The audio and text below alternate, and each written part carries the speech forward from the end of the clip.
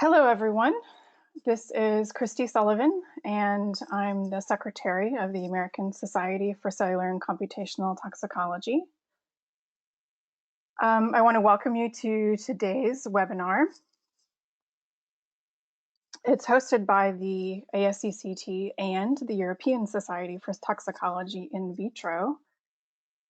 And both of our organizations host regular meetings and pursue other activities to promote computational and in vitro toxicology fields. Our organizations both offer training education and aim to support early career scientists in their endeavors. And so this monthly webinar program is part of that. First of all, just some basic housekeeping for the webinar. The webinar is recorded, and the recording will be posted on the AICCT website. You can see that on your screen at aicctalks.org. Within a couple of days, you can see actually our whole library of webinars that we've given throughout the years and view them. And then you'll also receive by email a copy of the PDFs of the slides. Also, all the lines are muted. There is an opportunity to ask questions after all the speakers have finished, so there'll be a good chunk of Q&A discussion. If you want to ask a question, I would encourage you to start entering your questions in the question box as people are talking. And then that way, once the speakers finish all their slides, we can jump right into the Q&A session with some questions already ready. You can also reach us if there's any sort of technical difficulties. You can reach me by email, or you can put a chat in the chat module. So I also just wanted to share a couple of pieces of information about some society activities really quickly. First of all, due to the ongoing COVID-19 situation, we've got a couple of meetings that have been postponed until next year. The ESTIV International Congress, which was planned for Barcelona in June, is going to be postponed to 2021. Dates have not yet been set, but we'll share those when we get them. The QSAR 2020 meeting, which was also for June of this year in North Carolina, is going to be June 7th through the 10th, 2021. And then we have our own meeting, an annual meeting, always in the fall. This year it's scheduled for October in Durham, North Carolina. And we've got a great lineup of speakers. We have abstract submission open. And so I'd encourage you to visit our website and consider submitting an abstract. And then finally, our next webinar has just been scheduled for next month, May 26th. And it's going to be Dr. Kamal Mansouri giving a presentation. He's from Integrated Laboratory Systems in NICEDM here in the United States. He's going to be giving a presentation on the software development they've been doing and making available. The OPERA software includes some tools for estrogen, androgen, and acute toxicity prediction. And he'll be talking about the development of those, which was a collaborative project, and what you can do with them. So now I'll just move quickly on to today's program. I'm going to introduce all the speakers now, and that way we can just move through the slides. So we have a series of talks related to hypothesis-led safety assessment of cosmetics. Catherine Willett is going to be doing the introduction. She is a senior director in science and regulatory affairs in the research and toxicology department at Humane Society International. She directs several international initiatives regarding the scientific and policy elements of HSI's global work to replace animals in chemical safety assessment and research, working with regulatory agencies, scientists, and policymakers around the world, including at the OECD. Next, we're going to have a presentation by Corie Ellison. Dr. Ellison is a group scientist in the Central Product Safety Division of Procter & Gamble, where he leads several research projects, as well as the Human Safety Program for multiple technologies in P&G's global cosmetic business. He develops innovative approaches to predict systemic exposure and refine and advance the quantitative risk assessment for consumer products. Then we'll hear from Chris Barber from Lhasa Limited. Dr. Barber Lhasa is an educational not-for-profit charity that focuses on decision-making for toxicity through data sharing, curated databases, and chemistry-based in silico models for toxicity, metabolism, and degradation. Chris is the chief executive of Lhasa Limited, and before joining Lhasa in 2011, he spent 20 years as a medicinal chemist. The fourth presentation is going to be given by Dr. Paul Walker, who is the head of toxicology at Cyprotex. He's responsible for research and development strategy and operational performance. Paul gained his PhD in molecular toxicology from KCL and joined Cyprotex in 2010, with his main research focus on the use of in vitro tools in safety assessment. And finally, summarizing and closing out the whole program and talking about new approach methodologies for decision-making is Dr. Matt Dent.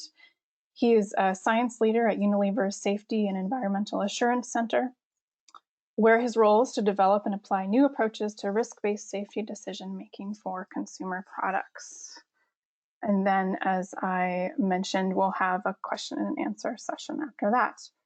So I'm going to go ahead and give the screen to our first presenter, Dr. Willett.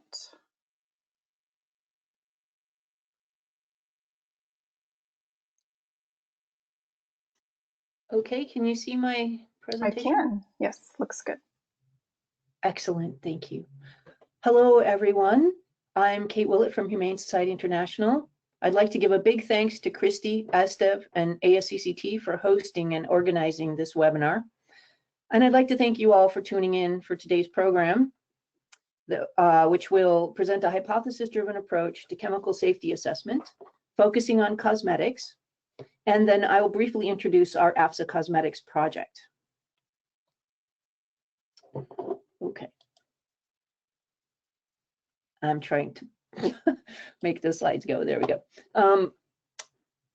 To set the stage, it's important to mention that there's an increasing desire globally to perform chemical safety assessments without new animal testing. This is reflected particularly in legislation restricting the use of animal testing for cosmetics, and these restrictions are expanding globally year by year.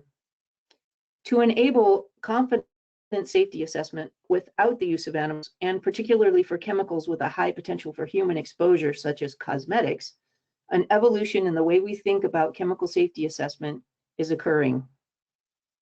It requires an increasing reliance on approved exposure estimates, coupled with hypothesis-led molecular characterization of a chemical's potential for bioactivity. This approach to chemical safety assessment is relatively new and therefore isn't reflected in formal regulatory guidance. So it's important to increase awareness of the methods and processes involved, hence today's webinar.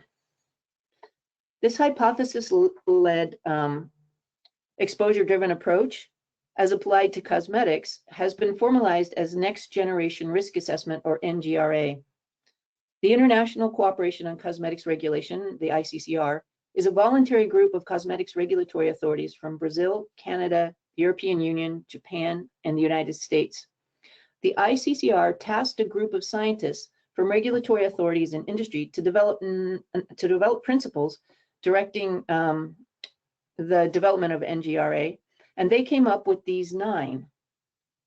The first is a set of overarching principles, initial considerations covering the entire decision process. These include: the overall goal is human safety assessment, the assessment is exposure-led, it's hypothesis-driven, and it's designed to prevent harm.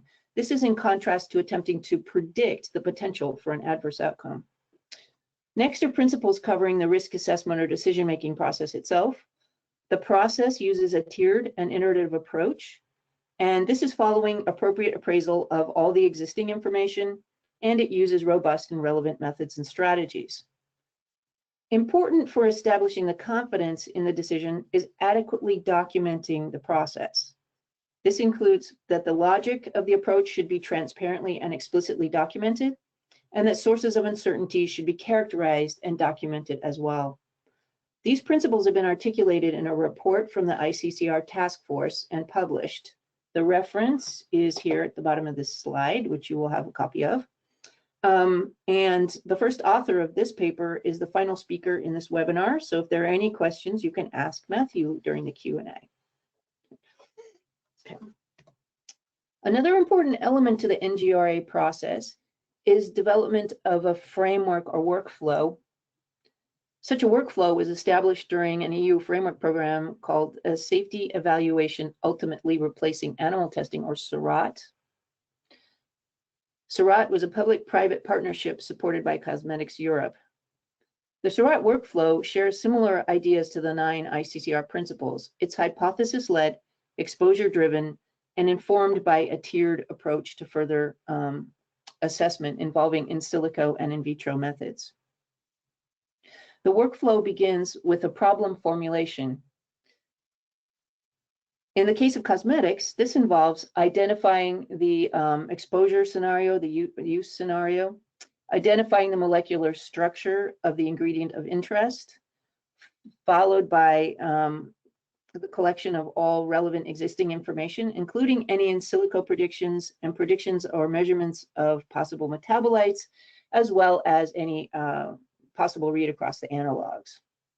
With this information in hand, a hypothesis is developed with regard to potential mode of action and the potential for adverse effects or not. If further information is needed to inform the decision with confidence, a bespoke testing strategy is designed ab initio using a combination of in vitro methods and in silico prediction approaches. This workflow includes a series of possible exit or decision points that have increasing levels of confidence with progression through the tiers. Early on, it's possible to exit based on a comparison of the potential for exposure with any possibility of an adverse event by application of the threshold of toxicological concern approach. It's also possible to exit based on read across to well-characterized chemicals. If further assessment is carried out, points of departure can be generated using the bespoke ab initio in vitro test results. In this way, this workflow is iteratively applied to inform targeted and toxicologically relevant in vitro testing. As a side note, this workflow is conceptually similar to the OECD's, the Organization for Economic Cooperation and Development's concept of integrated approaches to testing and assessment. The ICCR working group also published a survey of the types of methods that exist that could be used to inform an NGRA. The group looked at which type of information could inform which part of the assessment, and also the relative readiness for use indicated by these different colors. Those in green are already in use. Those in light orange are mature methods that have been used in some case studies but are not yet widely applied. And those in progressively darker orange are those that need further development for application in an NGRA.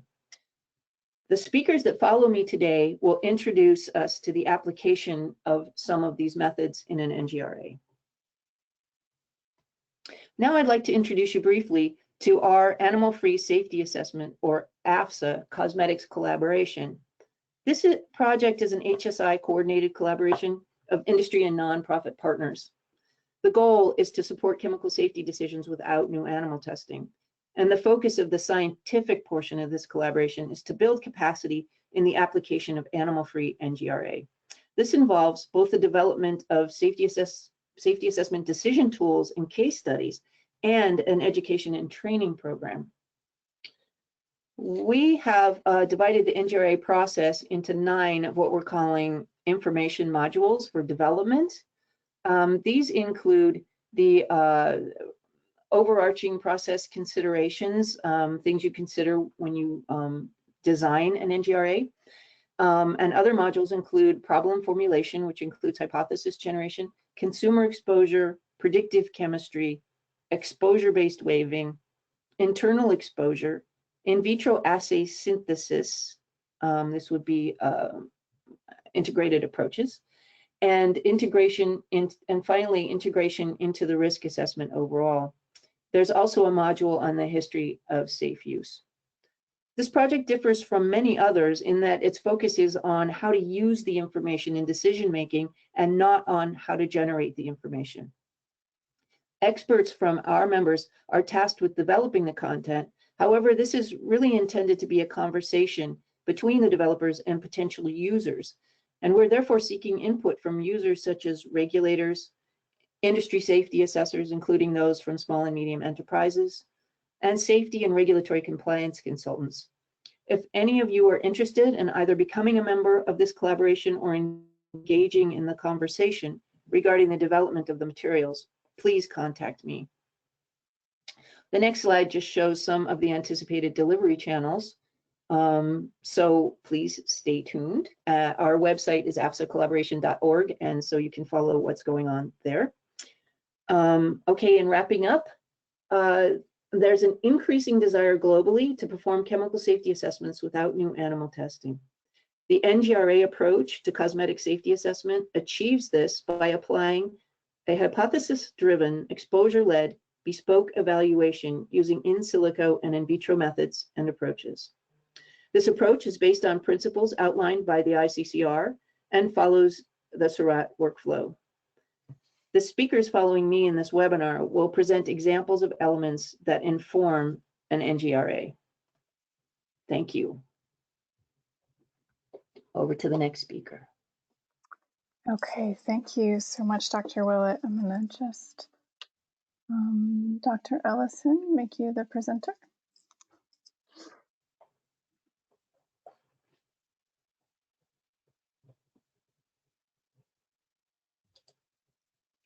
I can see your slides, so I think you're ready.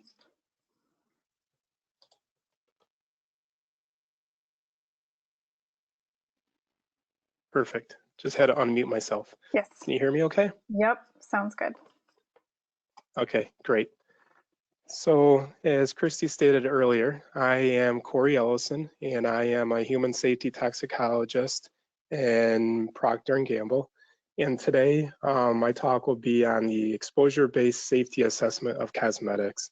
And you already heard it several times during Kate's presentation about this being an exposure-driven process, exposure really leading or being central to the overall NGRA, and even some terms in which Kate was mentioning about a tiered approach, an iterative process. You'll see that be a common theme here as well as I go through the exposure-based safety assessment. So let me transition here. Okay, so as we think about risk assessment in general, there's really two main aspects. You have your hazard characterization, and then you have your exposure piece. And for today, my presentation is going to focus in on exposure, how we can characterize this, why it's important for the risk assessment process. And due to some of the time constraints that I have today, I won't be able to get into these the different aspects in great detail, but hopefully I'll be able to provide enough breadth to show how there's different aspects, how we can use a tiered approach, and when they might be helpful as you work through a risk assessment. And for the context of the presentation today, we're focusing in on human exposure and really ways in which we can identify or define the magnitude duration of exposure to a given chemical. So here's this word tiered again. So we're taking a tiered approach. So oftentimes in the exposure or in a risk assessment context, starting off with a more conservative approach and getting more complex only as needed. Sort of this law of parsimony where you're as simple as possible, but as complex as needed. And thinking about it from an exposure point of view, what this means is first starting off as an external exposure and then getting more and more complex as we go from deterministic, probabilistic, aggregate, and then going from external to internal. And so these are the elements of which I'll cover today. and diving a little bit deeper as we move through the slides. So first thinking exposure, what does that really mean? And in this context, again, remember we're talking as cosmetic products. So for an exposure assessment from a cosmetic product, there are several elements which you need consideration of. So how is the product used by a particular individual? Is the product a rinse-off product or a leave-on product? So a rinse-off might be something like a shampoo, where a leave-on is something like a body lotion. How are they applying the product? Are they applying it frequently throughout the day, or is it a one-time exposure scenario? What's the duration of contact? Again, thinking about a shampoo where you might be in the shower for several minutes versus a body lotion that might be on the body for 24 hours. And then characterizing other aspects such as frequency of use and the surface area of exposure. And when you start to take all these into consideration, you then can get an idea of what a particular exposure pattern looks like for a given product type. And as you take those terms that I had on the previous slide and begin to arrange them in sort of mathematical sense, you can begin to derive these algorithms. And if we first just focus in here for systemic exposure, so thinking about in units of milligrams of a particular chemical per kilogram body weight per day, the factors that drive the systemic exposure are presented here. So it's important to understand the frequency in which the product is applied, how much of that product is applied, how much of it stays on the body, the particular concentration of an ingredient in the product, how much of it penetrates the skin, and then the body weight of the individual. And similarly, when you think about something such as local exposure, which might be important for like a skin sensitization assay or assessment, you have similar terms on the top, but then on the bottom, we're now using surface area instead of body weight. And the key question is, all right, now we know what the terms are, but where do we find the data for those terms? And the way in which you get this data is really by understanding how consumers use the products and what are their habits and practices or H&Ps. And there's a number of publications that are out there, either in the scientific literature or published by different regulatory agencies or guidance documents that have made attempts to characterize how different products are used and usage patterns for different populations. And the example here is from the SCCS Notes of Guidance. This is coming out of Europe from the Scientific Committee on Consumer Safety.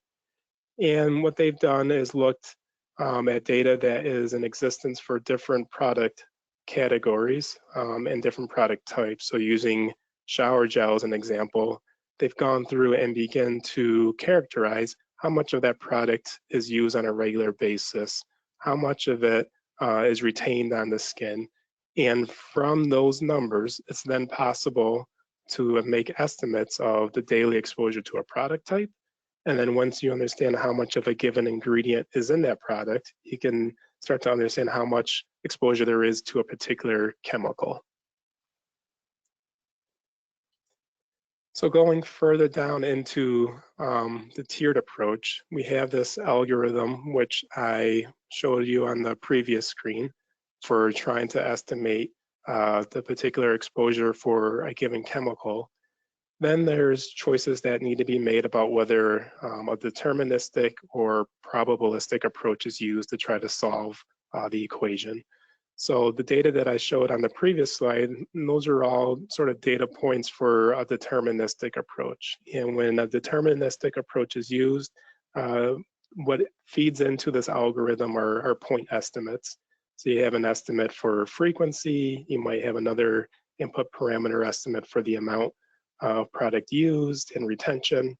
And once you put those into the equation and then run this model by just solving it mathematically, you then are able to get a single point estimate for what the exposure looks like from a deterministic point of view.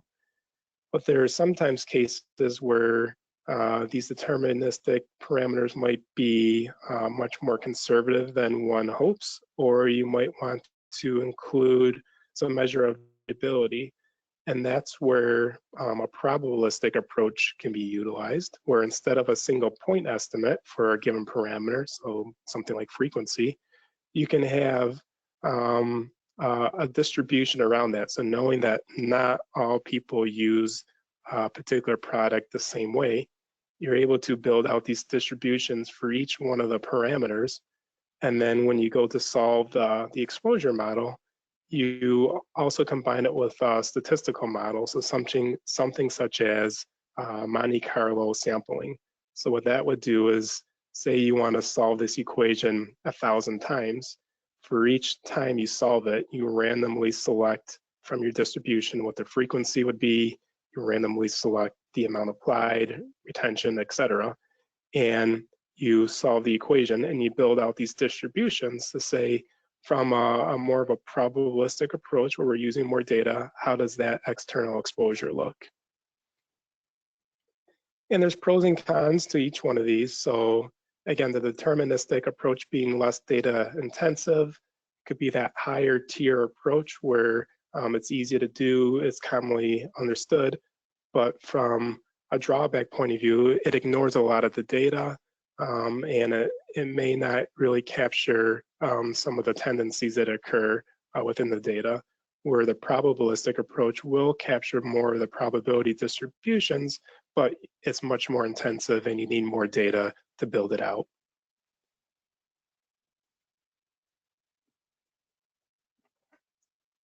So the previous slides all focused in on a single chemical exposure. So trying to understand what that exposure looked like for that given chemical, a single product exposure, trying to understand what that exposure looked like following use of a single product.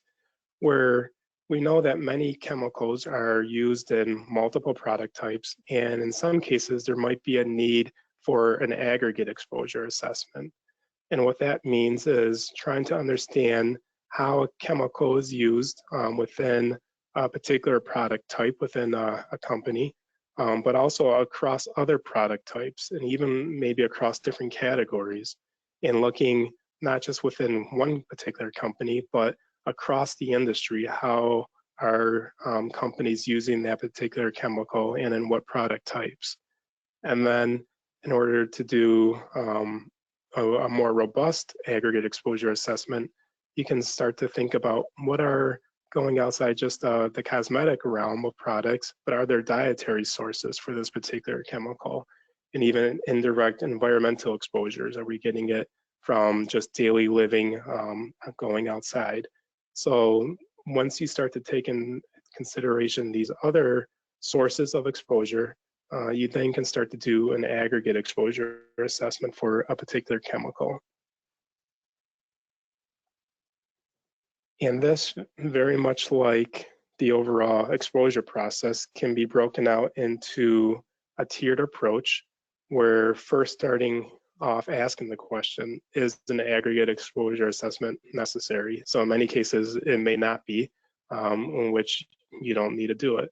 But in some cases in which there seems to be a reason that justifies doing an aggregate exposure assessment, then there's questions that follow very much in the deterministic versus probabilistic. So deterministic is just looking at, all right, if we assume a particular chemical is within a series of products at the maximum usage level, and people are using that at sort of the maximum usage, what does that exposure look like? So it's really a summation of some of the worst case assessments. And if that is sufficient, when you compare it to a reference value, then you could exit your exposure assessment and you don't need to go further. But if there's a situation where maybe that exposure is in a situation where you want to see if you can get it more refined, you can go from this deterministic approach to more of a probabilistic approach. So now saying, we know that not all products will contain the max usage level. So let's go out and try to find a little bit more data to say what is a typical usage concentration across different product types, and also understanding, all right, we know people won't always use every product that contains this ingredient. So let's go out and try to understand with a little bit more granularity, what type of product regimens do people use? So really starting to build out a strong data set about where the ingredient is within products and food sources, how often or how likely would people come into contact with those products, how often are they likely to pair certain products together. So again, you start to build these distributions of data set in which you can sample from to go from this very usually a high estimate where you're just summing everything up, worst case, to a more refined probabilistic exposure. And then you can do an exposure assessment. And if needed, you can also go in vivo and look at some clinical measures within humans or biomonitoring data as well. So to this point, I focused in on external exposure, but there is often times where internal exposure may often be needed for a risk assessment. And this is because from a toxicological point of view, the concentration at the target site is really what's of relevance. And in order to do this, or in order to understand what's present, it's necessary to look at internal exposure. And internal exposure is really driven by pharmacokinetics. So how much of a chemical is able to survive in the body? Where does it go when it's in the body? Is it metabolized? Does it stay as the parent form?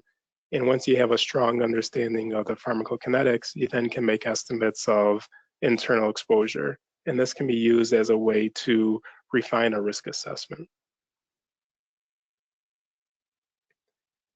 And generally thinking, a way in which we often make estimates of internal exposure is through physiologically based kinetic modeling. And what this is a mathematical description of the human body. So mathematically describing the different organs within the body and then connecting them by blood flows. That's usually what these arrows will represent. And when you do that in total, you have this sort of simulated human in which you know the physiology for. And you can do this for, say, for a group of, or I guess an average individual or a population, or looking at different life stages. So if you're interested in children or even infants or the elderly, it's possible to have the physiology represent that within your PBPK model or your PBK model. And even going beyond human, but looking at different preclinical species, you can also make these models for. And once you have these kinetic models, it's then possible to make estimates of what the concentration of chemical looks like in the plasma over time and in different target tissues. So no longer looking at exposure in terms of milligrams per kilogram per day, but in terms of as concentration in the blood. And as we looked at what defines what goes into a PBK model, the exposure scenario is often needed. And this is something that we already talked about earlier and how you can understand that. Another understanding of the physiology is often needed as well. And this is described in the literature, and there's lots of references out there for that. So really it comes down to your chemical properties and understanding once in the body, what's the phys-chem properties for a given chemical, and how is it likely to be metabolized, where is it going to go in the body. And once you have these three parameters, you then can start to describe and build these kinetic models for a particular chemical. So just wrapping up, in summary, risk is equal to hazard times exposure. So exposure is central to this. It's very important to the risk assessment. And a tiered approach can be used. We're starting with conservative default assumptions and then moving towards more refined realistic assumptions or realistic conditions.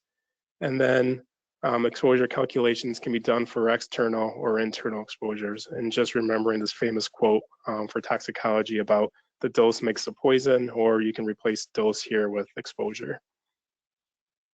Okay, I'm all set.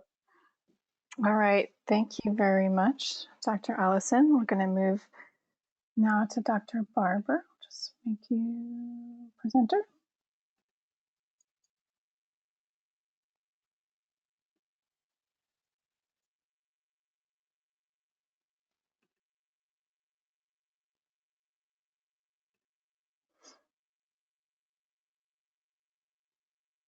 Great, I'm all set. So thank you very much, and thank you for the last speaker. So I'm going to talk about in silico models this afternoon to support decision making. Just to put it into perspective, one of the ambitions we have here at Lhasa is to work towards the elimination of animal studies without any compromise to safety. So clearly within the cosmetic sector, we're kind of already there, but quite a lot of our work is towards the pharmaceutical sector, and that's a little bit behind in terms of eliminating animal studies. But we think it's achievable. I want to share a slide with you, which is a little bit optimistic, but I want to talk about how I see the future of safety toxicology. So I'm going to do that one slide, and then I'm going to talk about in silico methods and how they can be used to support safety decisions. So here's my kind of slightly controversial slide. It's a prediction of the future, so it's going to be wrong, but at least it's a starting point. So starting from the left-hand side, you can see where we are now in that, particularly in the pharma sector, animal studies are pretty routine, as are in vitro studies, and in silico is fairly supportive across a fairly small number of defined endpoints. But flipping forward to around 2030, I can see that in silico becomes more widespread. In vitro becomes pretty comprehensive. It can start then to inform the selection of any animal studies rather than having them routine. So you start making targeted animal studies. And then moving forward a bit further, I think then we should get to the point where in silico is pretty comprehensive, and that can then be used to target in vitro studies. And the only time animal studies will be needed at all would be to confirm. And then by 2040, I reckon we shouldn't be needing animal studies at all. And in silico will be pretty well accepted, and in vitro will be more confirmatory. So in vitro could just be an in vitro, it could be organ on a chip or animal on a chip. And this kind of aligns with where the EPA is in terms of the statement that came out from Andrew Wheeler back end of last year, which is looking towards the elimination of mammal studies by 2035. So I think that seems reasonably consistent. So in order to get to that future world then, where in silico and in vitro is all you'll need to make good decisions about human safety without requiring any animal studies, what do we need to do? So in terms of in silico, I'm going to describe the rest of my talk in terms of bronze, silver and gold. And so I've laid these out here on the left-hand side. I think bronze in silico can inform a study design. And so here you may not be able to stop using animals, but you might be able to reduce the number that are being used. And so reducing the animal burden is a way of going forward.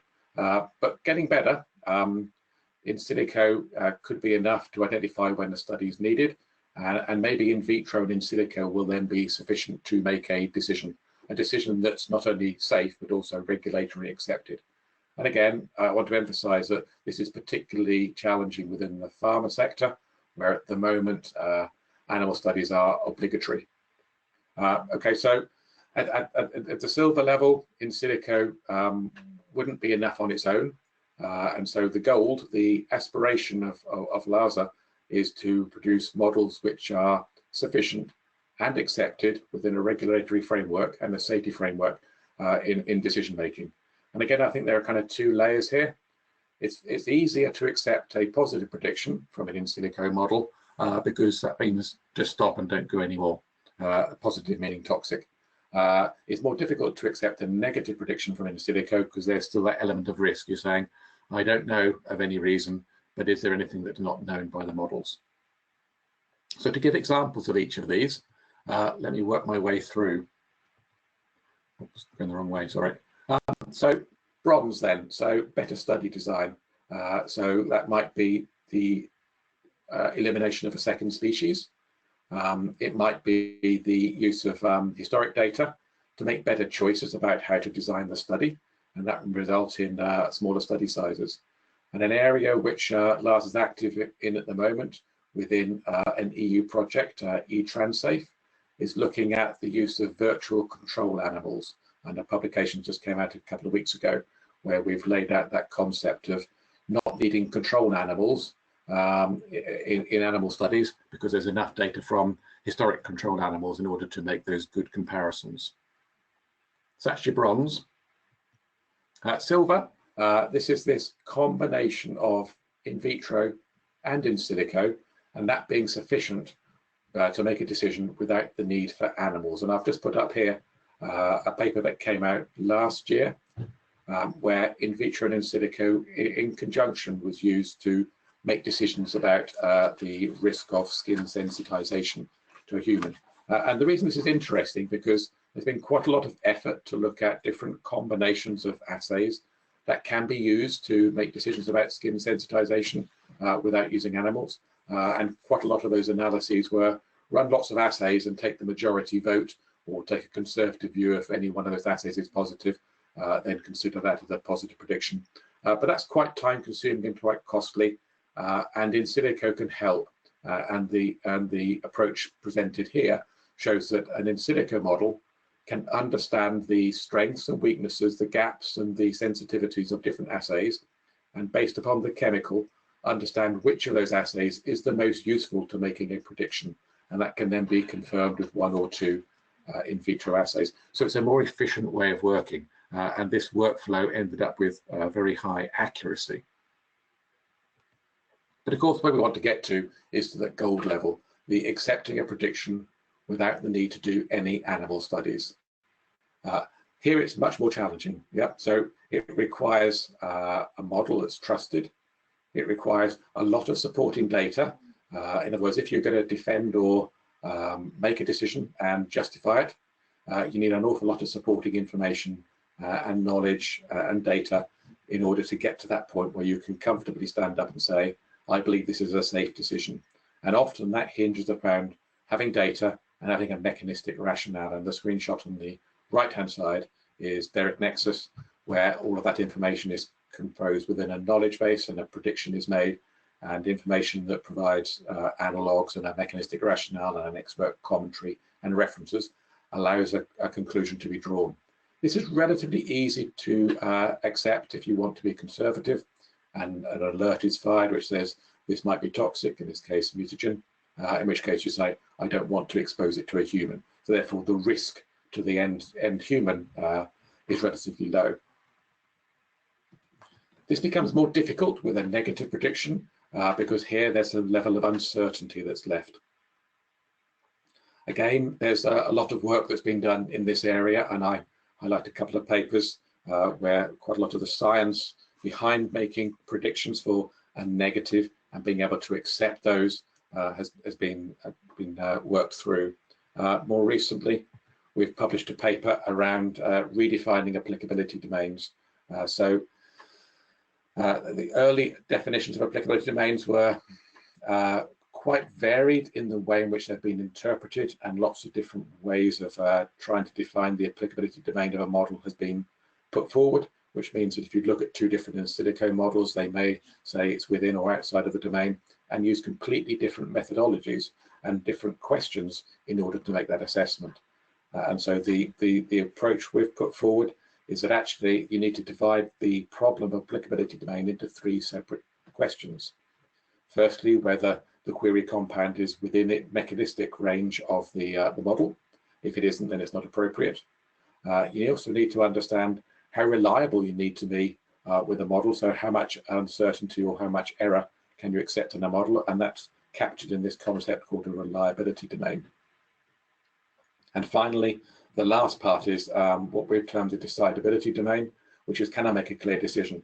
So if the model's coming back and saying, well, some compounds are active and some compounds are inactive, then it's pretty hard to make a clear decision unless you have a clear rationale as to why you should dismiss some of those compounds in order to draw a conclusion. It's much easier if all the compounds which are considered relevant or similar are either active or inactive. But these concepts about how do I look at data and look at models in order to make a decision are really important, and I think there's still further advances to be made before negative predictions can be well accepted for in silico models. So where next do in silico models have to go before we get to this point where they can make decisions which are trustworthy, have enough confidence and enough supporting data in order to make a good model? And I've got a couple of slides where I want to take you through where I think some of those gaps are and where Lhasa is progressing into the future. So in order for those models to be accepted, they must be accurate. They must have a very high level of accuracy, but fundamentally, they must be transparent, because in the end user has to look at the output, understand the data that went in, the knowledge that went in, the approach that's used, and understand exactly how to process that information. So transparency is really important. Fundamentally, these models have to be built with an understanding of toxicity. Historically, in silico models have had a pretty bad reputation, primarily for bad models, models which are based purely on looking for correlations. And as we all know, once you look at data sets, correlations can be really distorting in terms of what you see in a model prediction. Fundamentally, a model must be built with an understanding of the mechanism and what's important for that toxicity, so that we're not looking at correlation anymore, we're looking at causation. In order to achieve that, there's a need to learn from all available data. And we know from experience that if we build models purely from public data, it is insufficient to make really robust models in many cases. And so one of the challenges which we've taken up is to build methodologies which allow us to learn from proprietary data sets, and without revealing any of the underlying data, transfer that knowledge from proprietary data into a model. And this slide here shows EFRIS, which is a consortia-led product we're developing within Lhasa, where you can see on the left-hand side some of the performance. So each of these models in blue, A, B, C, all the way through to H, are models built on proprietary data sets. The knowledge that each of these models have deduced was used to then train the student model, which is in green, which shows better predictive performance than any one of the individual data sets. And this is really important. What it says is that I can build strong models by working in a consortium, and those models will be better than any one company's model by itself. And this information was published in an article for HERG, one of the ion channels in the heart, at the end of last year. So building models with large amounts of data that are built around an understanding of toxicity is one of those key steps. But still, that's not quite enough to make good decisions. The other half is understanding how those models relate to the toxic outcome. And here's another consortia-led product that Lhasa is developing called CAPTIS. And here we're linking together biological mechanisms for toxicity through adverse outcome pathways. And so it's illustrating here, it's showing how interaction with an estrogen receptor results in downstream effects in first the cell and then in organs all the way through to the whole animal or whole human. And linking these together allows their models to predict activity against a receptor, the molecular initiating event, and understanding the consequences downstream as you move through more biological complexity as to what that results in an adverse outcome for an overall animal or a human. So these two pieces are vitally important: the ability to build models on primary endpoints for which there are large data sets available, and linking those primary endpoints, those high throughput assays, through to the consequences in a whole animal study. So building models purely on animal data or human data would not be sufficient. There's too many causes of toxicity, there's too many different mechanistic pathways, and there's insufficient data. And so I think these two steps are absolutely crucial if we get to that gold standard of in silico models being used to replace animal studies. So in summary, in silico models will play an increasingly critical part in risk assessment. We're seeing it adopted in a variety of ICH guidelines, and so in silico is now becoming accepted within the regulatory domain. And in the short term, we're working hard to reduce the number of animals needed to make a determination of human risk, for example, through virtual control groups, and also reducing the number of animal studies by identifying how better to design animal studies when you don't need to do them, when in vitro alternatives are sufficient, and in those cases which in vitro assay is the most useful for making a decision for your particular chemical. So it's not about running batteries of assays and saying, if I run enough assays, I'm sure I'll find something. It's about being smart about it and understanding the biology and the mechanism and the sensitivities and specificities of individual assays and saying, this is the one which is most useful for determination. The challenges are huge though. We don't believe this is possible for any one organization to do, whether that's a pharma or a model building organization, and it has to be through collaboration. And so collaboration of data sharing, collaboration of the knowledge to understand biological pathways is crucially important. And Lhasa's right at the forefront here with, and I'll give you an illustration with 2 products there. So I'm going to close now and say that Lhasa is a not-for-profit educational charity that works across a range of different organizations, building predictive software and sharing data, both with industry and with regulators. Thank you very much. Okay, thank you very much for your presentation. I'm going to move on to the next presenter, and while I'm doing that, I just want to remind everyone to type your questions in the question module, and then we'll be able to have a Q&A session afterwards. And Dr. Walker, we see your presenter view. Oops. Hang with me.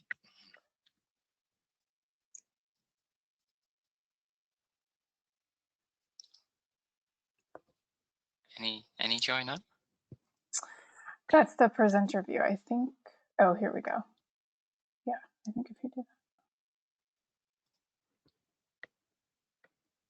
There we go. And now?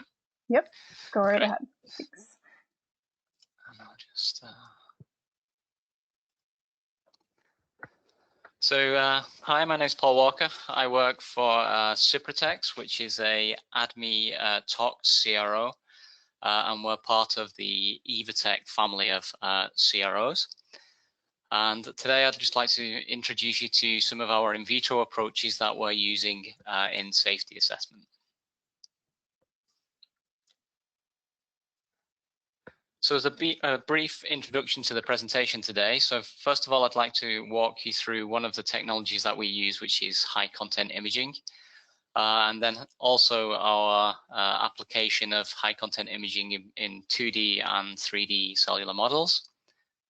Then I'd like to move on to the development of a cell stress panel, which we are using as part of a next generation risk assessment approach. And then I'd like to go through some examples from the high content imaging data that we can show for you, showing a variety of images and biomarker responses.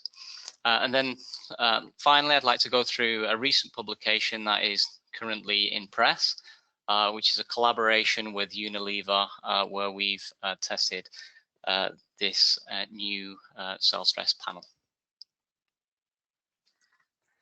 So first of all, high content imaging. So high content imaging is quite a well-established approach across using in vitro models. There's lots of different high content imaging platforms available. Ideally, we like to do live cell imaging. And they are quite modular systems, so you can add things like confocal imaging. Most of them have automated platforms, so you can quite easily image in an automated fashion different wells of a plate, capture lots of different images, and then ask specific questions as to the health or responses within those cells. And we do that by adding a range of different antibodies or dyes. We identify individual cells, we identify things like individual organelles within those cells, and we can split those cells into nuclear regions or perinuclear regions or the cytoplasmic region, and ask specific questions on reagents that we use to dye specifically those cells. So we can add things like antibodies or dyes to look at specific cellular biomarkers and ask additional questions like location of those cells, location of those biomarkers, things like translocation to the nucleus, or changes in intensity across the cytoplasmic region, or indeed changes in kind of structure or mass of those particular dyes and antibodies. The nice thing about the reagents, where possible, we can multiplex those into a single assay plate or a single assay design, taking advantage of the different fluorescent properties of the dyes or differing secondary antibodies that can be used.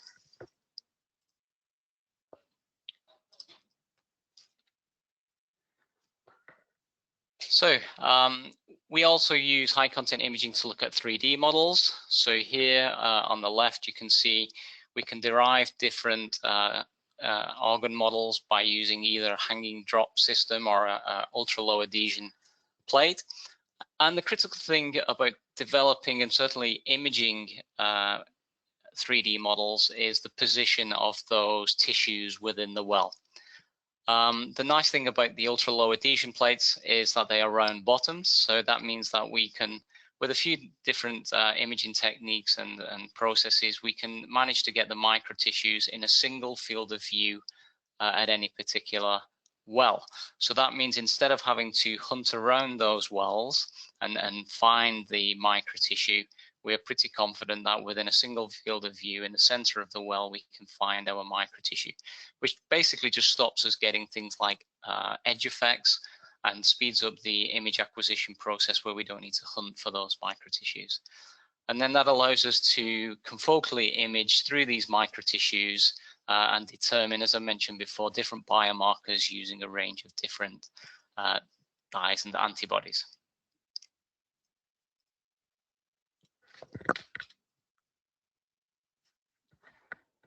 Here is just some data where we've used one of these 3D models, or well, two different liver 3D models. One where we've developed human liver microtissue, which is primary human hepatocytes, which we combine with Kupffer cells, and a second one where we just use the HepRG cell line, which we can form into a 3D structure. Both of these models develop quite intricate structures in a 3D model, so things like bile caniculi formation, they have good CYP expression. And the nice thing about them is the longevity. We get good CYP expression and they last out to at least 21 days in culture. What that's allowed us to do is test a reference set of compounds. So here you can see on the left a panel of 55 reference compounds. Basically on the left column in red are most DILI compounds, and then we have in yellow the less DILI compounds, and then green the safe compounds.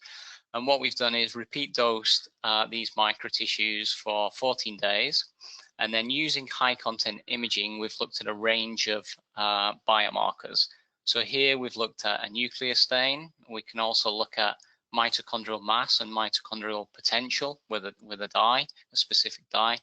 We can look at ROS formation, GSH content, and all of those different live cell dyes are combined in a single well, so we can determine these features from every microtissue, from every well. And we also determine cellular ATP as well as part of this set of endpoints. And we've looked at the predictivity of these different microtissues when we normalize the data to total plasma Cmax in humans, with a cutoff of 25 times Cmax. And what you can see with this approach, we actually have achieved 100% specificity in both models and quite comparably high sensitivity in both the human liver microtissues and in the HepRG spheroids, with both models giving over a total of 90% accuracy. This data has been is in press and will hopefully be available soon.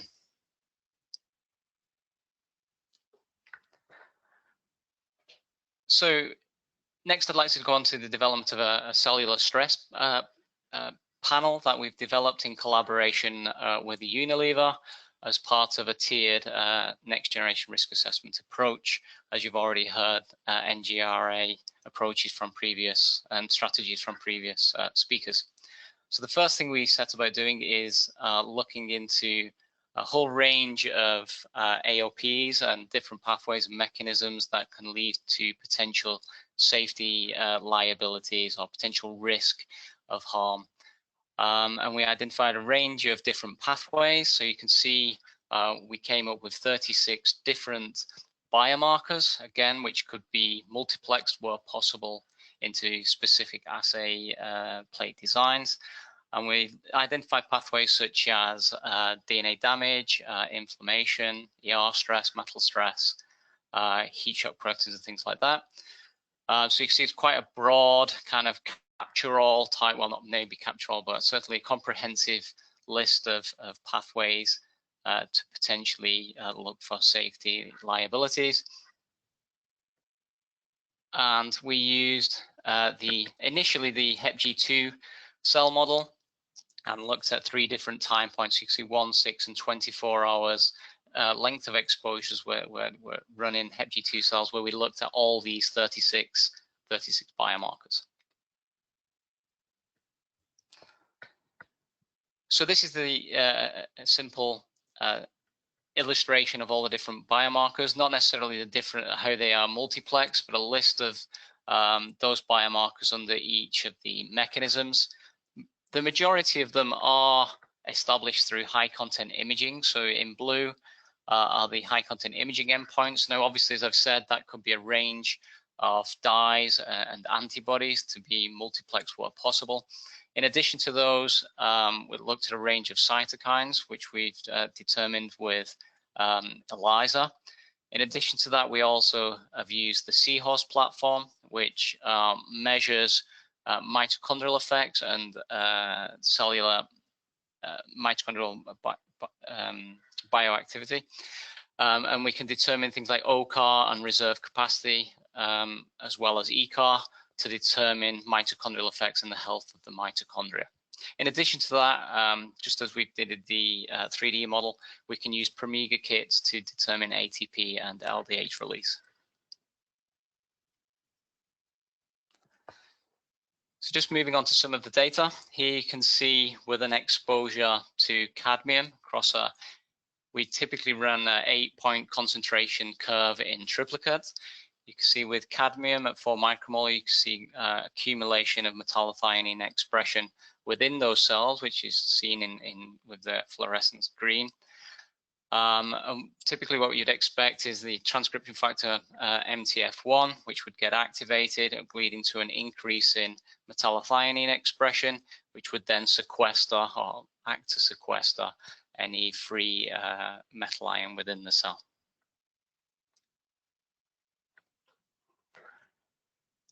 Here looking at ER stress, again, a panel really of endpoints to look at potential ER stress.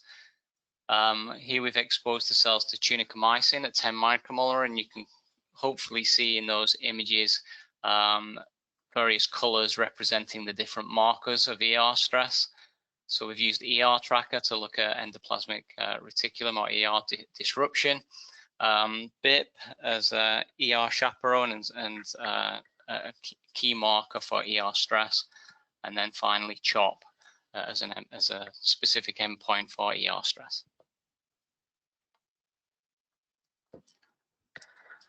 Then mitochondrial, kind of mitochondrial effects or mitochondrial oxidative stress. Again, you can see a range of images where we've dosed the cells to rotenone, which is complex 1 inhibitor of the ETC, and we can see mitochondrial ROS, specific mitochondrial ROS increases in response to rotenone, followed by PGC1 alpha activation, which again is a key marker in oxidative stress. And this was also linked to anti-immune inflammatory response by the expression of TNF alpha induced protein 3.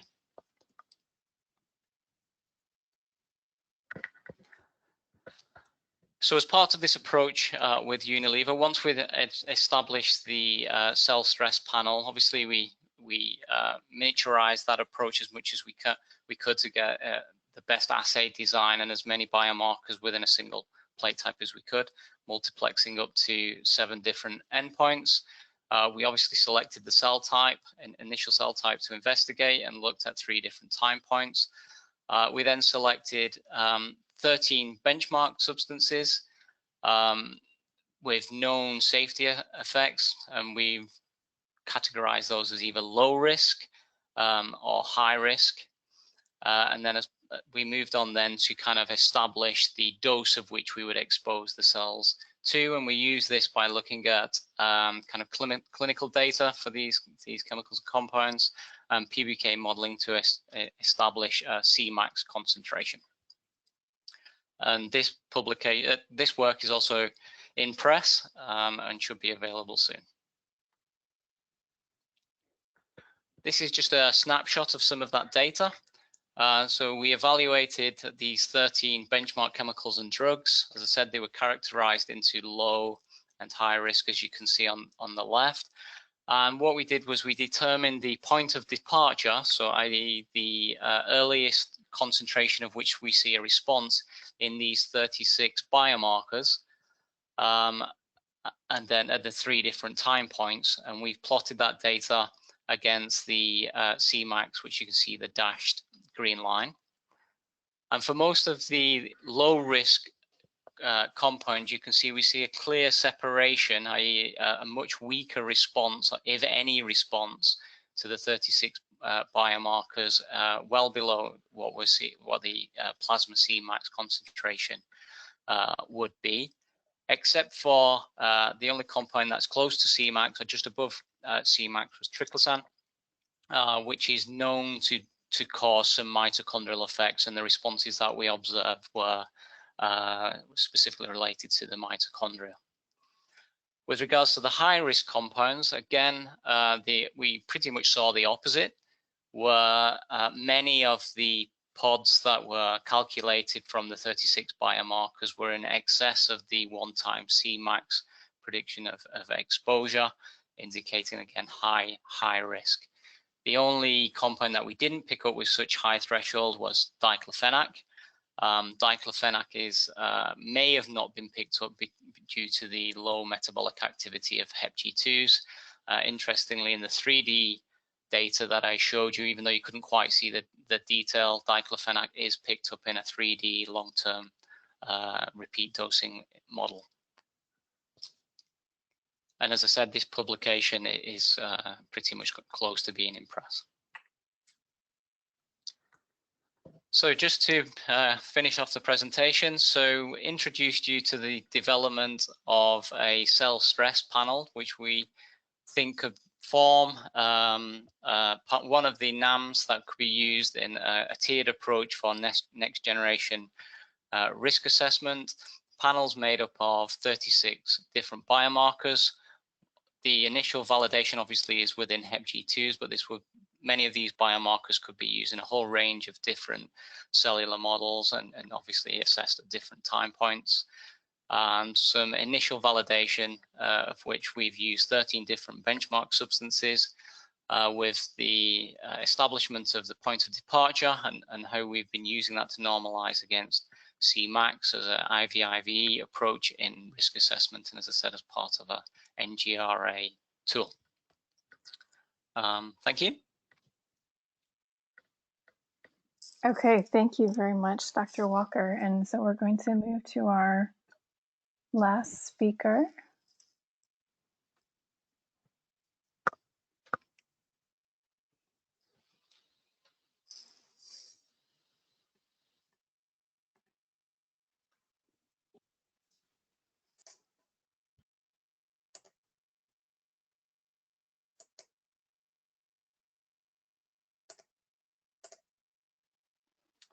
Thanks, Christy. Can you see my screen?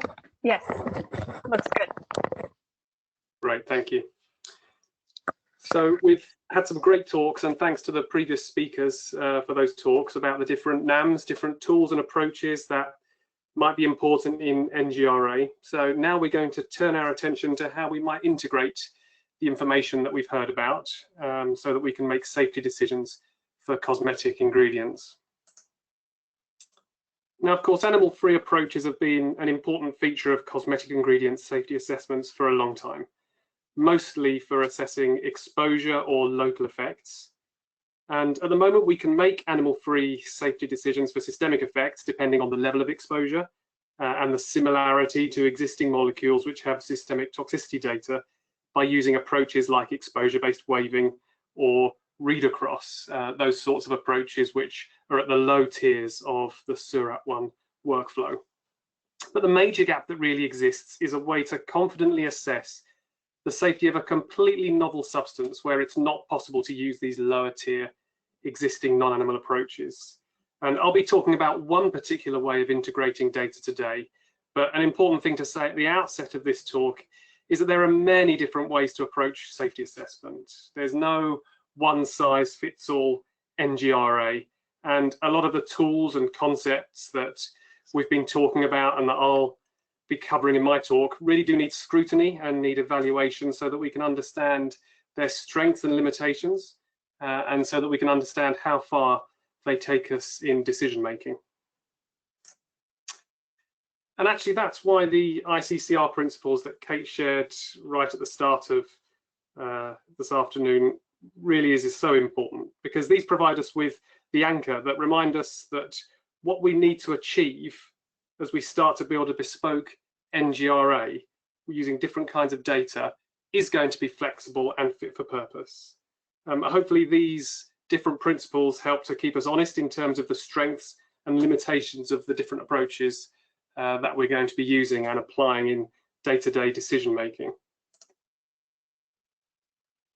So the shape of the NGRA that I'll be talking about, which I think is achievable in the short term, is one that's been set and championed by the US EPA in the context of smarter prioritization of substances. Now, this chart is taken from a milestone paper from the EPA, which looks at a comparison between predicted human in vivo exposures and a whole range of in vitro points of departure values, which have been converted to an equivalent human in vivo daily dose. So you can see the exposure, predicted exposures here with the green boxes, and the range of in vitro AC50 values, which have been converted to human in vivo daily doses up here. I don't want us to focus too much on the substances here, but this type of plot nicely illustrates what a relatively simple comparison of in vitro biological activity and human exposure might look like. In this instance, the points of departure, well, these all come from toxicast assays, and the exposures are estimated using high throughput toxicokinetics. So this really is a high throughput prioritization approach where you have a large margin of exposure, so a large difference between the oral equivalent point of departure and the expected human exposure. That would indicate a low priority for follow-up, but where you have a smaller margin, maybe like this one here, or where that's overlapping here, that would indicate a high priority for follow-up testing. And the important thing about this approach is it doesn't attempt to predict what adverse outcomes or pathologies might be associated with exposure to these substances. It's simply based on the premise that if the in vitro assays provide enough biological coverage across the different modes of action that could lead to adverse effects, that large margin of exposure would be protective of human health. So in other words, what we're talking about with this type of approach is protection, not prediction. Now, the assumption that the points of departure from these in vitro tests are at least as protective as the points of departure from in vivo tests needs to be challenged and tested before we can be confident to use that in safety decision making. And several regulatory authorities are doing just that. So on this chart here, we've got a comparison of in vitro and in vivo points of departure. And what this comparison, if you haven't read this paper from last October's issue of Toxicological Sciences, I'd strongly recommend that you do it, because what this shows is that for 92% of the chemicals that were evaluated in this exercise, the in vitro point of departure was more conservative than was the in vivo point of departure.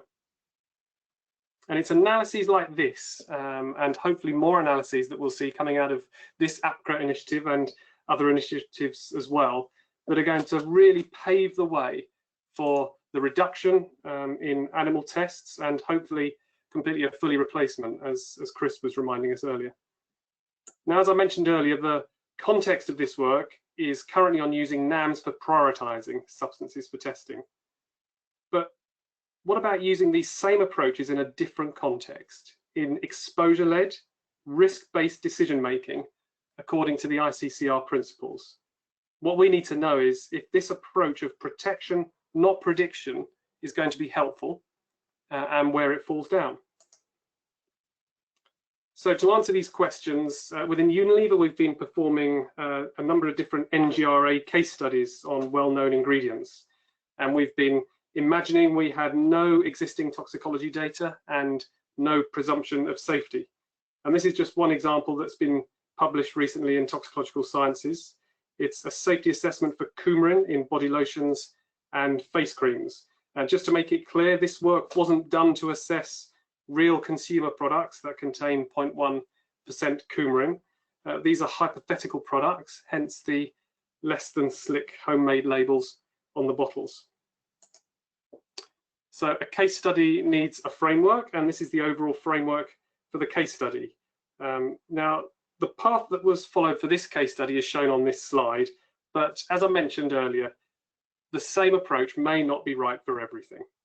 But just like the Surat 1 workflow that Kate mentioned, this framework does start with exposure. It considers all the existing information available on the ingredient, and of course, in this case, carefully removing any existing animal data. And then it moves through to characterizing the in vitro biological activity of the ingredient, and it considers what refinements are going to be needed, and then finally arrives at a safety risk assessment decision by the calculation of a margin of safety or margin of exposure. Now, the exposure information that's needed right at the start of this framework includes habits and practices data, as Corie was mentioning earlier, so we can work out how much of the product and therefore how much of the ingredient consumers apply to their skin. It includes in vitro data on how much of the ingredient penetrates the skin over time, and importantly for PBK modeling, how quickly. It includes in vitro clearance data and other parameters needed to build the PBK models that Corie was describing, so that we can understand systemic exposure to consumers following use of the case study products. And that internal estimate is really important because it drives the risk assessment, and along with the measures of in vitro bioactivity, it's what enables that final margin of exposure or margin of safety calculation so that we can arrive at our overall conclusion. Now, this is just some of the output of the PBK model that was built for this case study, which you can find described in much more detail in this paper by Moxon et al. It's important to note that the PBK model was built in a tiered manner. So everything about this assessment is tiered. Everything about NGRA should be tiered according to the ICCR principles. And development of the PBK model started with in silico predictions. And what you can see on these charts here is that the key parameters like hepatic clearance, where you use a in silico prediction for that, you can see that you get a very conservative estimate of plasma exposure compared with when you use a in vitro derived input. And using this model, we're able to calculate exposure over time and also to determine the key metrics for the safety assessment, which in this case was the maximum concentration in plasma across the population following use of the case study product. So moving on to the in vitro bioactivity data that we used, a key piece of information was from an in vitro safety pharmacology screen. This was conducted by Eurofins on 44 cellular targets, covering a couple of nuclear receptors, G protein coupled receptors, ion channels, enzymes, and transporters. And these targets were originally defined in this publication here by Bowles et al. As key reasons for safety-related drug attrition. So they're a good starting point for a cosmetic ingredient relevant panel, but not necessarily where we would want to end up. As you can see in this chart, all 44 assays for coumarin were negative. Now, I don't need to go into this in too much detail because you've already heard from Paul today that potentially an important mode of action associated with toxicity is the induction of cellular stress. And Paul's already told us about the panel that we've been jointly developing to characterize changes in key cellular stress pathways. So the eagle-eyed among you will have noticed on Paul's charts that coumarin was run through this panel. And one of the neat things about this work, which you can read about in the paper that Paul mentioned, is the Bayesian statistical approach that was used to interpret the data and provide the points of departure. Now, this modelling approach was applied to the whole data set to find points of departure and to explicitly quantify the uncertainty around these points of departure.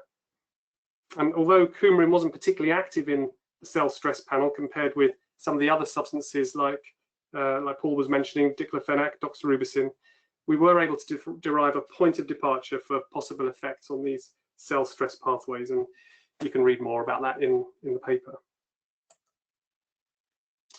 So finally, a really important technique used in this case study was whole genome transcriptomics using the BioSpider TempoSeq platform. And the reason these data are so invaluable is they look at changes in gene expression across the whole genome. So they provide us with broad biological coverage. This case study used 3 different cell types, which can of course be expanded to increase coverage and confidence as needed. Now, transcriptomics data can be used in various different ways in the safety assessment. So for example, you could use it to identify modes of action driven by gene changes, or you could use that information to help to substantiate substance groupings for a read across. But the way that it was used in this case study was to identify a no observed transcriptional effect level, or NOTEL. The assumption here is that many adverse effects would result in a transcriptional change. Therefore, keeping substance exposures below the levels that affect gene expression is going to be protective for human safety. NOTELs can be derived in several different ways, either at the gene level or at the pathway level. And this table gives the NOTELs for some of the different analysis methods used. Because a change in gene expression doesn't necessarily result in an adverse effect, using a NOTEL in a safety assessment alongside all the other functional assays that we've discussed is probably going to be by its nature quite conservative.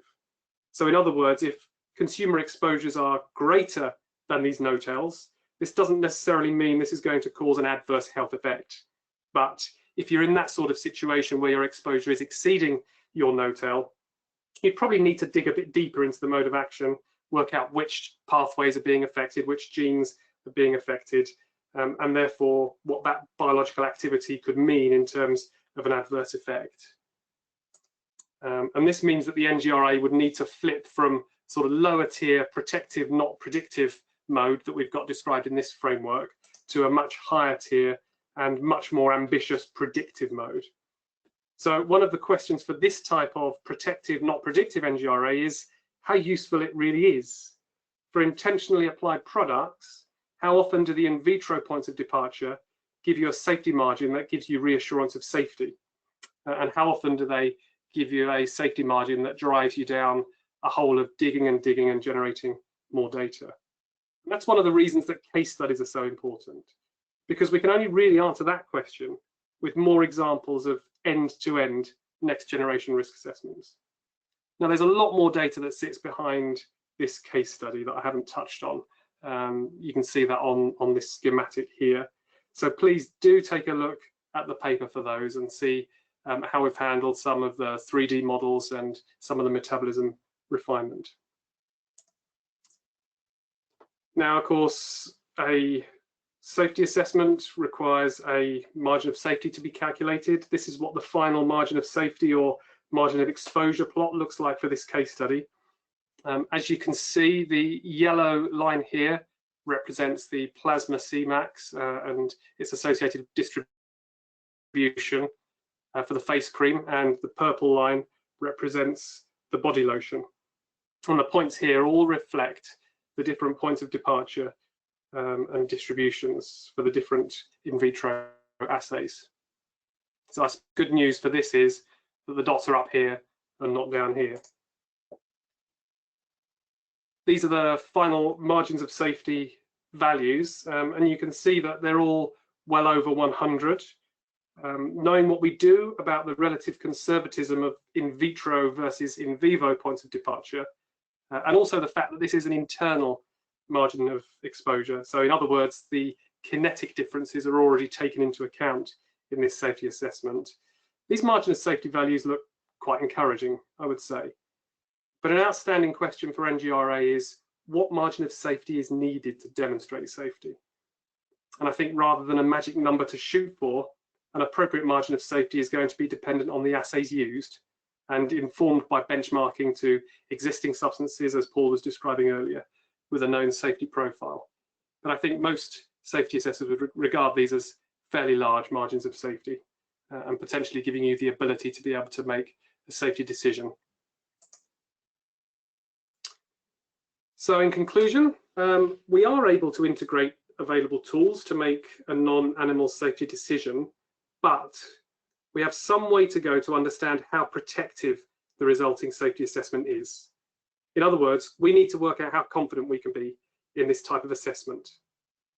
We need to view NGRA as a flexible approach, which is tailored to the decision context, tailored to the decision, the question being asked. And the approach I've described here is protective, not predictive. But depending on the assessment question or the outcome of that initial comparison between exposure and in vitro bioactivity, the assessment may need to flip into more of a predictive mode. We've discussed several new in vitro and modeling techniques, and if we're to confidently use these in safety decision making, we need to make sure they're robust, we need to characterize their associated uncertainty, and we also need to rethink what an appropriate margin of exposure or margin of safety looks like with these new tools. Now, these aren't small tasks, and we know there are many shortcomings. We know there are uncertainties with this approach that need to be ironed out and addressed with more research and more discussion. But with that research, with more creativity, with more examples, I'm sure that we can start applying this to more and more exposures to cosmetic ingredients. So this work has been supported by the great team at Unilever, as well as the partners that I've mentioned, but a special shout out goes to Maria Baltazar, who did a great job of leading on the Coumarin case study and shepherding the team to get to the point that we've arrived at now. Okay, thank you so much, Dr. Dent, for kind of pulling it all together. We have a fair number of questions, and so we're going to try to get to some of them. And some of them are more specific, some are more larger context, so I'll try to include a mix. First one is a little bit specific, and it's directed at Dr. Barber, which is there a utility of in silico models in risk assessments of mixtures? Yes, there is. I think there's a bit more work to do. So if you think about a single chemical, it can interact at many different parts in a biological system, hit different receptors.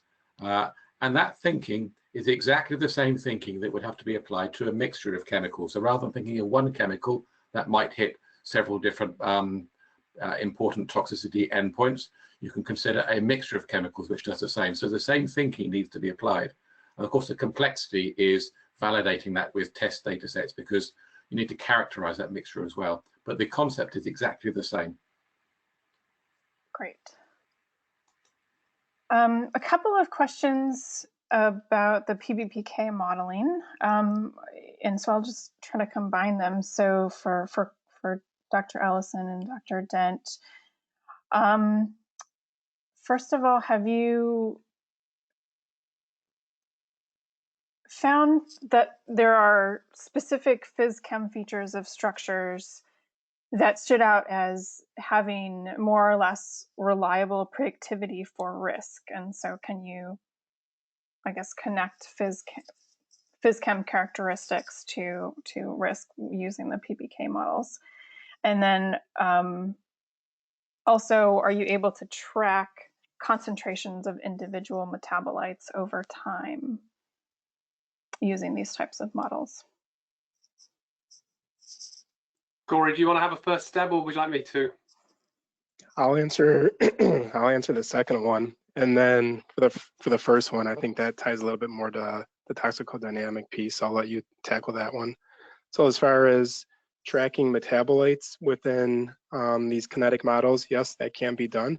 It requires knowing similar information about the chemical. So knowing some things such as, excuse me, such as the phys-chem properties, and then also clearance rates. So ideally, you would take that metabolite and have a stable form of it and generate some of that data in vitro, and then it just becomes kind of a sub-model in your kinetic modeling. So the parent model would just link to the metabolite.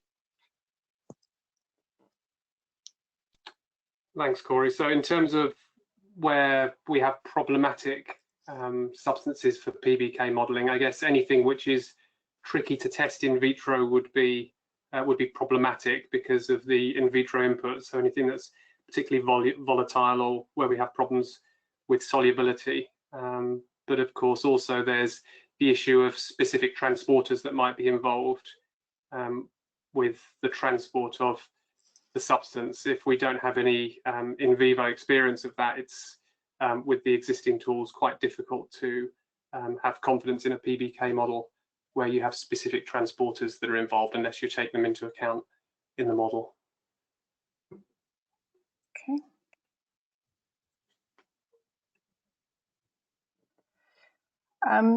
Interesting question about applying this type of risk assessment to other sectors. Can you think about next generation risk assessment for pharmaceuticals where there might be 2 points of departure? So one for adverse effects, but you're also looking for efficacy. I know that's a little maybe sort of beyond the topic, but it's sort of interesting to think about. Yeah, I mean, with pharmaceuticals where you've got a drug which is systemically available and intended to do something, then clearly the type of lower tier NGRA that I described with the protection not prediction is going to be very problematic, because you will by that very nature have bioactivity at relevant exposures. So I would see that as needing to tip into much more of an adverse outcome pathway based, much more mechanistic approach, which I, to be honest, don't necessarily see in the foreseeable future. That's a little bit of a long way off, and maybe along the lines of Chris's timescale that he was showing earlier. Mm-hmm. And I certainly think some elements of these can be used within the process of pharmaceuticals. So modeling, kinetic modeling certainly is part of, I think, the pharmaceutical pipeline. And then even some of the toxicodynamic assays could be used as screeners, potentially to weed out prototype drugs. But yeah, for the ultimate risk assessment, it's probably going to be a little bit harder. Okay, great. A couple of questions for Dr. Walker. Wondering about the metabolic activity of 3D skin. Well, maybe this is for more than Dr. Walker, but I guess respond in terms of the models that we've all presented, skin models or other models. So the metabolic activity of those three-dimensional models and what we know about them. And are the data from these cells mostly primary cells, or are they cell lines? So I guess I presented on liver models rather than skin models. So I'm guessing the question doesn't quite relate to me. But in terms of the liver models that I presented, then certainly CYP expression that we see on metabolism activity is quite comparable between the HEPA-RG cell line and human liver and human hepatocytes. With regards to human hepatocyte models, it's very donor specific. What we typically see is comparable CYP expression into the individual donor. So if, for example, if it has low CYP3A4 as a donor, then it will have comparably lower 3A4 expression in 3D to other more stronger expressing CYP donors.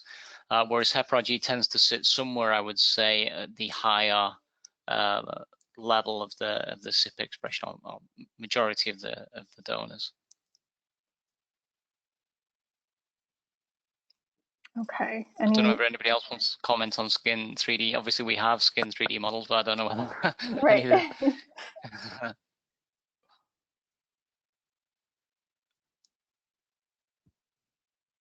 Okay, that's okay. We'll move on.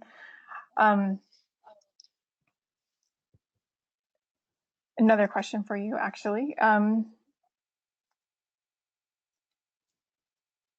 Do you expect that different cell types can better represent relative risk to target tissues or off-target tissues more accurately than HepG2? So, yes, right. absolutely. I mean, HepG2 is used as just kind of a surrogate cell type. I wouldn't even say it's specifically used for the liver due to the low metabolic activity that we see. It tends to be quite a responsive cell type. You know, it's quite sensitive in general to in comparison to a lot of different cell types. So I guess in terms of risk assessment, it's quite useful if you want to take a conservative approach. But certainly when you're talking about specific organ models, then it's really important to consider an appropriate in vitro model or organoid. Obviously, things like cardiac cells, then there are lots of great leaps forward using iPS cells and recapitulating the function of a cardiac cell. And obviously with regards to liver, then metabolism is a key element, as well as uptake and export of drugs within different kind of export pathways, or into bile caniculi, for example, expression of different transporters. Right, okay. We have another question. It's directed at Dr. Barber, but I think it could be for most of you to think about or to jump in on. So we're talking about systemic endpoints, you know, the chronic systemic endpoints like target organ toxicity, developmental and reproductive toxicity, and asking for comments about whether we have sufficient knowledge to start applying AOPs for those endpoints. Are we still needing to build that knowledge, and how can we, you know, do that to take advantage of this type of strategy for those types of endpoints?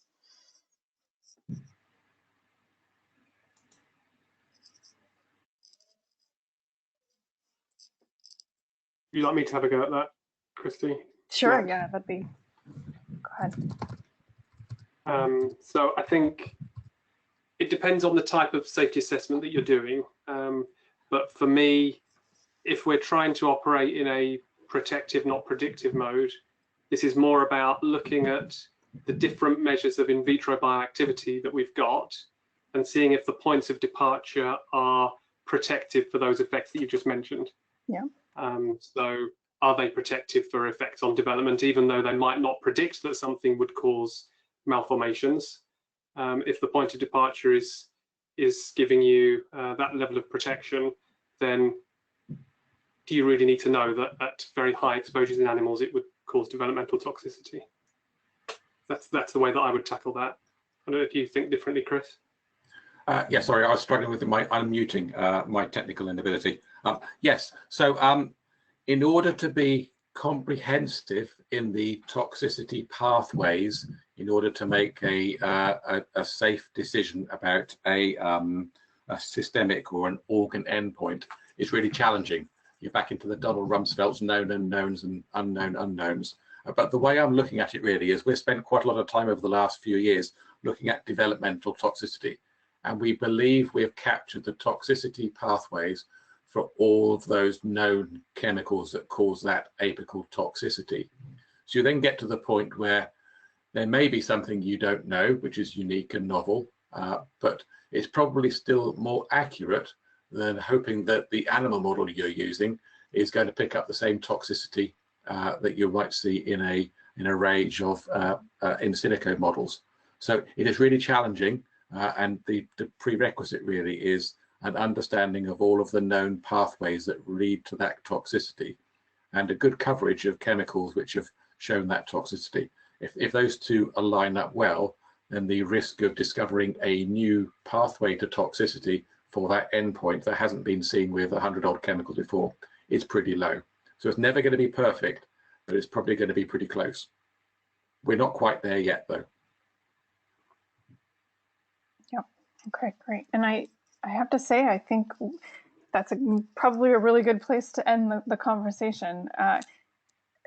We still have some questions we haven't gotten to. We'll try to get to those after the webinar if we can send some messages. I really appreciate all of the presenters for sticking around to answer some questions, and for all of you for listening. And I'm really inspired by all these presentations and by the sort of organizational work that the AFSA Coalition is doing to try to move this next generation risk assessment forward. So great work, everybody. Thanks for your presentations, and have a wonderful rest of your week. Thank you, Christy. Thanks, everyone. Thank you. Bye, everyone. Thank you, bye.